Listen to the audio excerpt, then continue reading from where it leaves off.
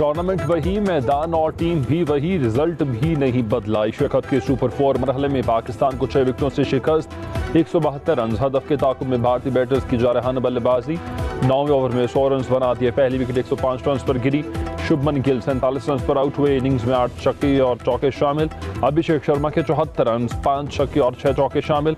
सूर्य कुमार यादव बगैर कोई रन बनाए ही पवेलियन लौटे। हार्ट रऊफ ने शिकार किया। तिलक वर्मा ने 30 और हार्दिक पांड्या 7 रन पर नॉट आउट रहे।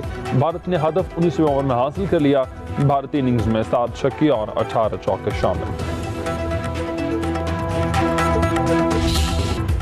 एशिया कप के सुपर 4 मरहले के अहम मैच में पाकिस्तान की पहले बैटिंग। मुकर्रर 20 ओवर में 5 विकेटों पर 171 रन।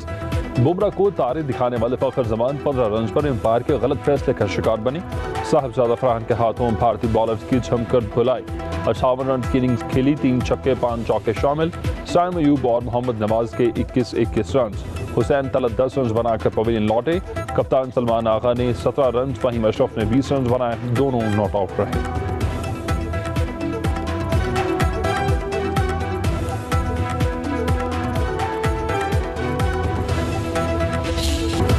फखर जमान अंपायर्स के गलत फैसले की भेंट चढ़ गई। विकेटकीपर की गलत अपील पर पहले फील्ड अंपायर और फिर थर्ड अंपायर ने फैसला भारतीय बॉलर के हक में दे दिया।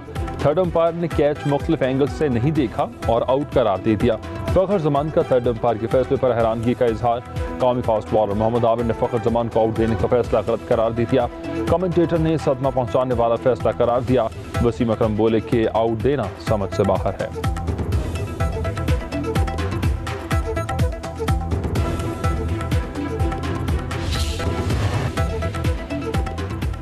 बराबरी की बुनियाद पर भारत से बात करना चाहते हैं। मसला कश्मीर हल किए बगैर पाक भारत ताल्लुकात कायम नहीं हो सकते।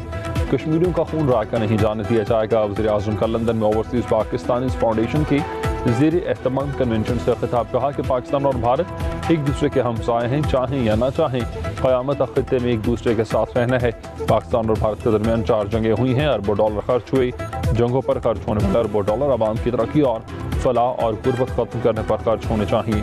मजीद कहा गजा में जुल्म और सितम जारी है। 64,000 फ़लस्तीनी शहीद हो चुके। फ़लस्तीनियों का खाना पीना और दवाइयाँ बंद कर दी गई हैं। वज़ीर आज़म ने ओवरसीज़ पाकिस्तानियों के बारे में वलवला अंगेज़ इशार पड़े। ये भी कहा कि समंदर पार पाकिस्तानियों को सोने और जवाहरात में भी तोला जाए तो कम है। पाकिस्तान की मुआशी और सियासी आवाज़ बनने पर आप तमाम के शुक्रगुज़ार हैं।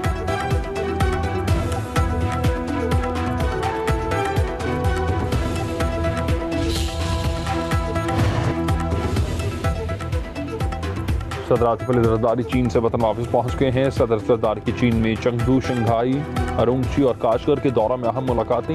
पाक चीन ताल्लुकात, सी पैक और मुस्तकबिल की राहदारियों पर तबादला ख्याल।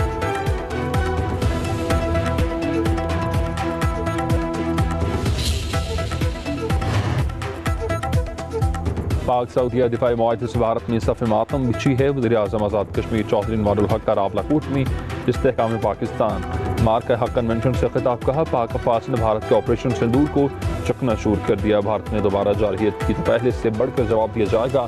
LOC पर भारतीय कशीदगी पैदा करने की कोशिश कर रहा है।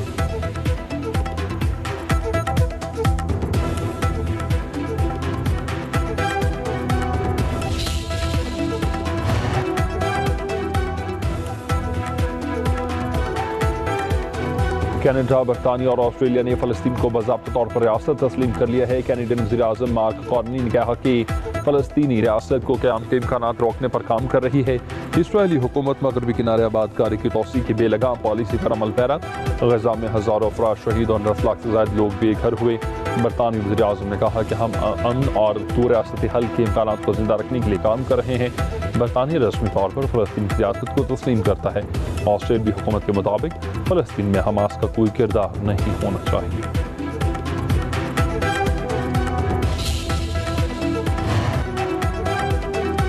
दुनिया भर में इसराइली मज़ालिम के खिलाफ आवाज़ उठने लगी है। हिस्पानी वज़ीर आज़म का पार्लियामेंट में गजा के हक में बयान। कहा कि गजा में जो कुछ हो रहा है वह नस्लकुशी है।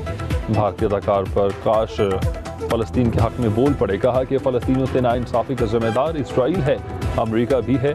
भारतीय अदाकार सत्यराज की चेन्नई में फ़लस्तीन के हक में रैली में शिरकत। कहा फ़लस्तीनियों से इजहार यकजहती मज़ाहिर में शिरकत करना फ़नकारों का फ़र्ज़ है।